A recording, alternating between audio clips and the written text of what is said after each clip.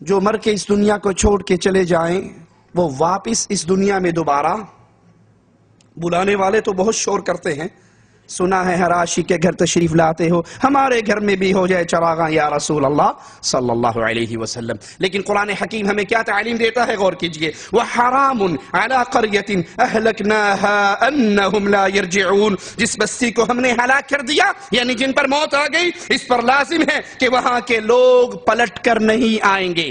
جو یہاں سے چلے گے وہ واپس، یہ جو مولوی پٹی پڑھاتے ہیں نا، جمعرات کو دروازہ کھٹکتا ہے، پوچھتے ہیں کون؟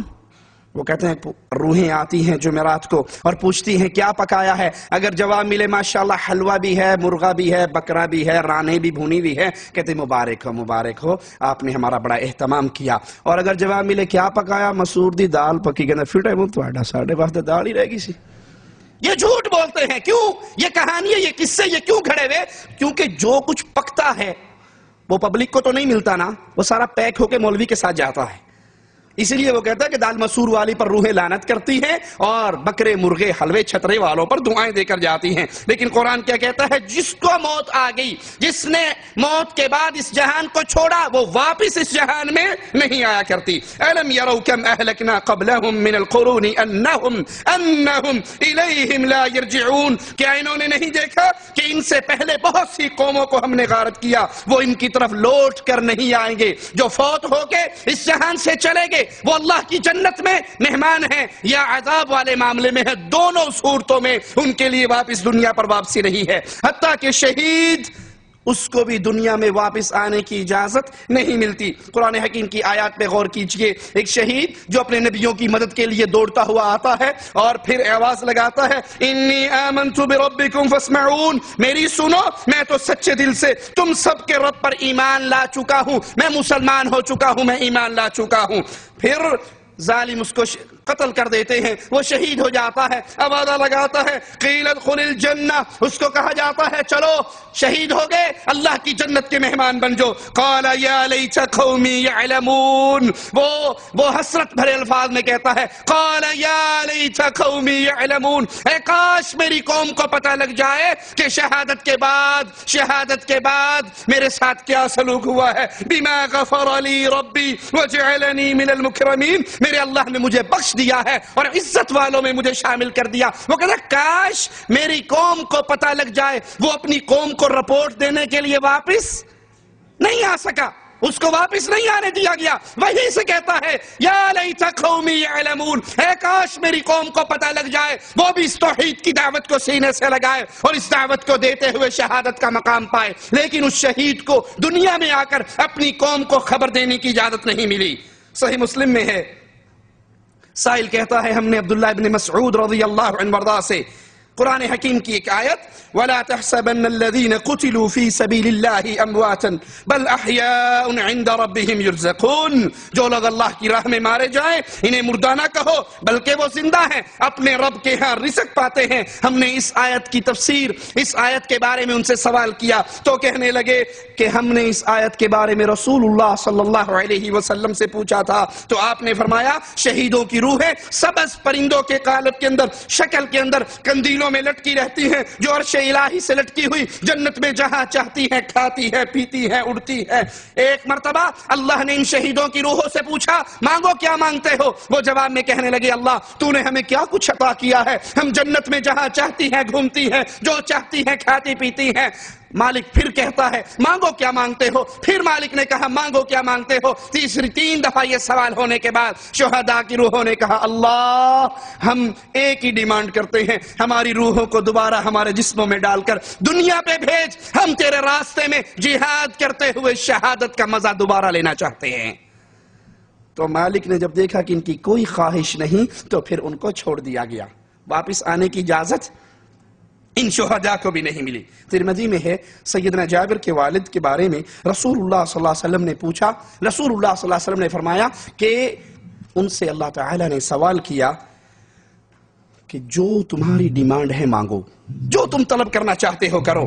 تو کہنے لے اے اللہ میری طلب، میری ڈیمانڈ، میری خواہش یہ ہے کہ مجھے پھر زندہ کر، مجھے پھر دنیا میں بھیج، مجھے پھر زندہ کر. میں تیرے رستے میں دوسری بار قتل ہونا چاہتا ہوں، دوسری بار میں تیرے رستے میں اس دنیا سے جانا چاہتا ہوں، مجھے پھر دنیا کے اندر واپس لوٹا، میری روح کو واپس لوٹا. تو مالک نے فرمایا قد سبق منی انہم لا یرجعون، یہ تو میرا فیصلہ ہے، یہ قول سبقت لے گیا ہے کہ وہ دوبارہ دنیا میں نہیں آئیں گے. شہداء اللہ سے ڈیمانڈ کر رہے ہیں، شہداء اللہ سے سوال کر رہے ہیں ہمیں دنیا پہ بھیج، ہم دنیا پہ جا کے دوبارہ شہید ہونا چاہتے. تو مالک نے فرمایا یہ تو میرا فیصلہ ہے، جو یہاں پر آ جائے وہ واپس نہیں جایا کرتا. ابو داؤد میں ہے جب مومن بندے کو سوال و جواب کے بعد اسے جہنم کا گھر دکھایا جاتا ہے اور کہا جاتا ہے اللہ نے تجھے معاف کیا، تیرے اس گھر کو کینسل کر کے یہ تیرا جنت کا گھر ہے، تجھے یہ عطا کر دیا. اگر تو اس ایمان کے راستے پہ نہ چلتا، جہنم کے گھر میں آتا، ایمان کے راستے پہ چلا،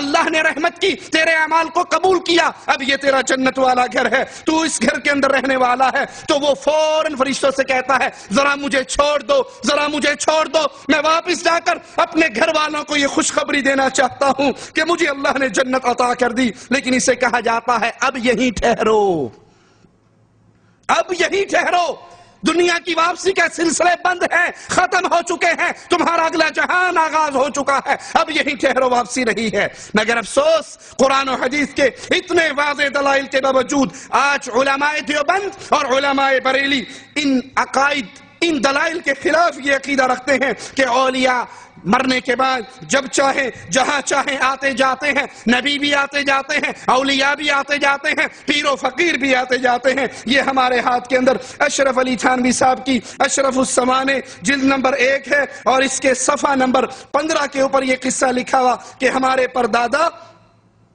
وہ جا رہے تھے، راستے میں ڈاکوؤں نے حملہ کیا، بارات میں جا رہے تھے، حملہ کیا، حملہ ہونے کے بعد یہ مارے گئے، قتل ہو گئے. کہا شہادت کے بعد ایک عجیب واقعہ ہوا، شب کے وقت اپنے گھر مثل زندہ تشریف لے آئے اور گھر والوں کو مٹھائی لا کر دی اور فرمایا اگر تم کسی سے ظاہر نہ کرو گی تو روز آیا کریں گے، مٹھائی بھی لایا کریں گے. بیگم صاحبہ مان گئی، پھر کہنے لگی ان کو اندیشہ ہوا، لیکن ان کے گھر کے لوگوں کو یہ اندیشہ ہوا کہ گھر والے جب بچوں کو مٹھائی کھاتے دیکھیں گے تو معلوم نہیں کیا شبہ کریں، اس لیے ظاہر کر دیا کہ رات اشرف علی تھانوی کے پردادا صاحب آئے تھے، مٹھائی کا ڈبہ بھی لائے تھے، لیکن چونکہ راز لیک آؤٹ ہو گیا، تھانوی صاحب کہتے ہیں اس کے بعد ساڈا دادا مڑ کے نہیں آیا، پھر دوبارہ وہ تشریف نہیں لائے. قرآن و حدیث کے دلائل، آیات اور احادیث میں نے آپ کے سامنے رکھ دی، لیکن اس کے برخلاف جو واقعات معاشرے کے اندر، جو عقائد معاشرے کے اندر پیش کیے جا رہے ہیں. ہمارے ہاتھ میں چھوٹا سا کتابچہ مکتبہ دینیات بلال پارک باغبان پورا لاہور سے شائع ہوا، قبر کی زندگی، موت کے چند مناظر، واقعات و مشاہدات، جس کے رائٹر ہیں پروفیسر ڈاکٹر نور احمد، نشتر میڈیکل کالج ملتان، یہ ملتان ڈویژن کے تبلیغی جماعت کے امیر ہیں. اس کے صفحہ 39 پہ لکھتے ہیں طاہر شاہ صاحب کا مر کر زندہ ہونا. ماشاءاللہ، مر کر پھر زندہ ہونا. شاہ صاحب چند سال پہلے بیمار ہوئے، ہسپتال میں آئے، ان کی حالت بگڑ گئی تو ان کے والدین کی روحیں کمرے میں آئی، کہنے لگی اگلے جہان کا وقت ہے، ہم انتظار کر رہے ہیں، چلو.